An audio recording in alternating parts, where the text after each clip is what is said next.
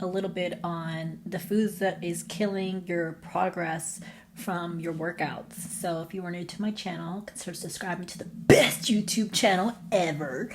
I wanted to make getting in shape and feeling healthier and better in your skin isn't just about training hard. People sometimes think that you can work out and neglect your food. And newsflash, you can't work out a bad diet, because what happens is your nutrition affects your gut and affects the lining of your basically your intestines, your gut.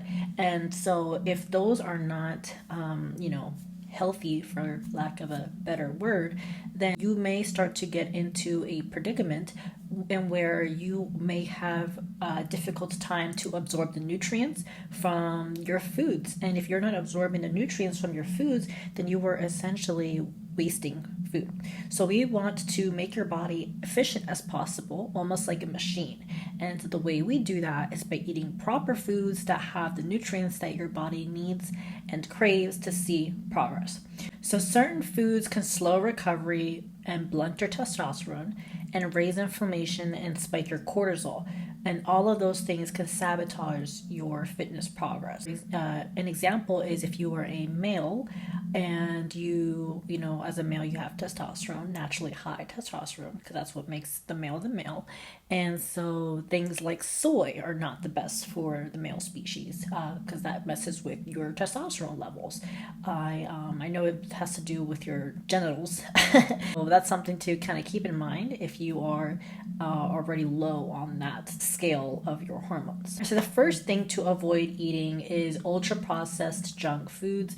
So things like chips and cookies and candy, fast food. A perfect example is like McDonald's and Burger King, or any sort of like a Taco Bell, right?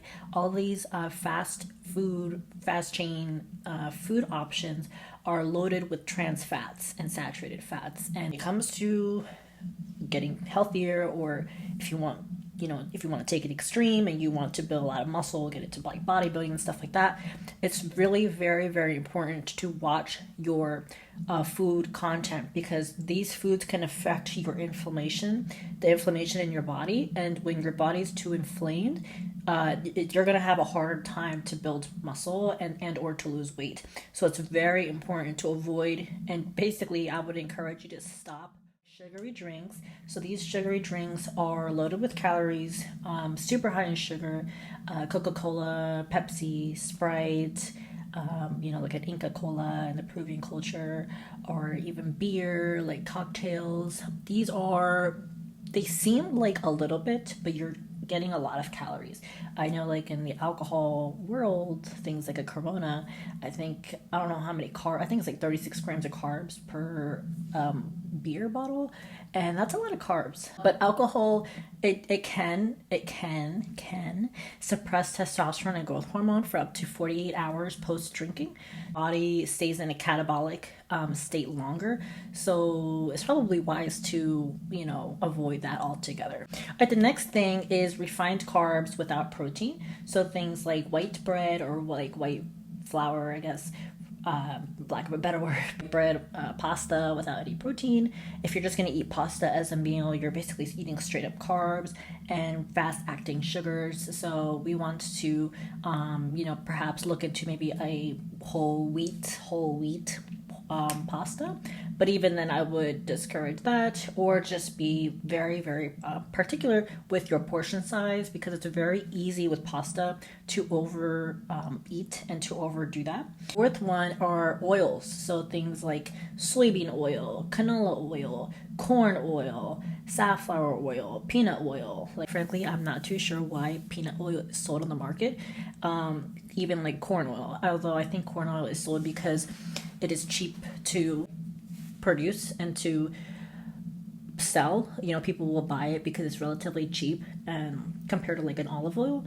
But you are saving yourself a lot of heartache, I guess, or like headache later down the road if you sacrifice and get some olive oil today and avoid getting like corn oil or like peanut oil or canola oil, what have you, or soybean oil. Yes, they're cheaper and they may benefit you now because they maybe save you a couple bucks, but in the long haul, what's the price that you are actually paying? Swap those out, look into coconut oil instead, olive oil, flaxseed oil, MCT oil. You can look into macadamia nut oil. It's also really good for your heart. Avocado oil is also really great. The next thing is low protein, low calorie diet foods. Things like a Diet Coke or diet crackers or diet bread or diet. It's really important to look into nutrition facts because they might have things like xylitol or cane sugar or aspartame or any sort of like fillers that can mess with your gut. The next thing is excess caffeine and energy drinks. So I probably do kind of plan to make a video talking about coffee. I am against coffee for a variety of reasons. Too much can spike your cortisol levels, which can disrupt your sleep patterns, and it can reduce sleep deep recovery.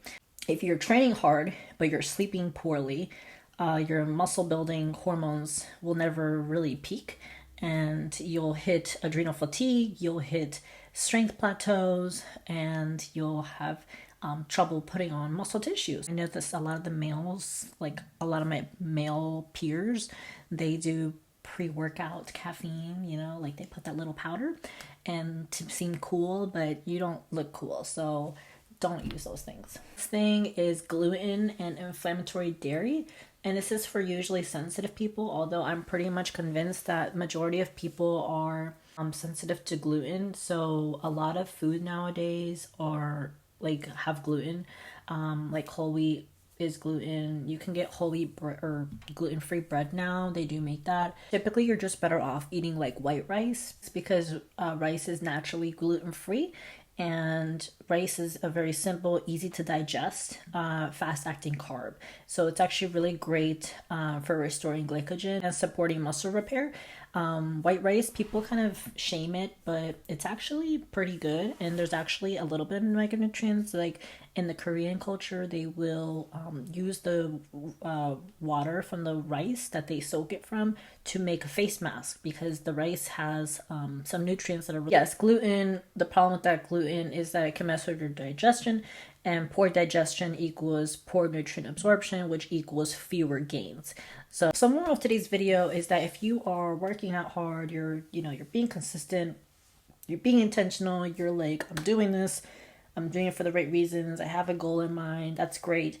Now we have to get into things like eating well, right? Because the foods that can cause inflammation and hormonal imbalance and poor recovery can only really set you 3 or 4 or even 5 steps back.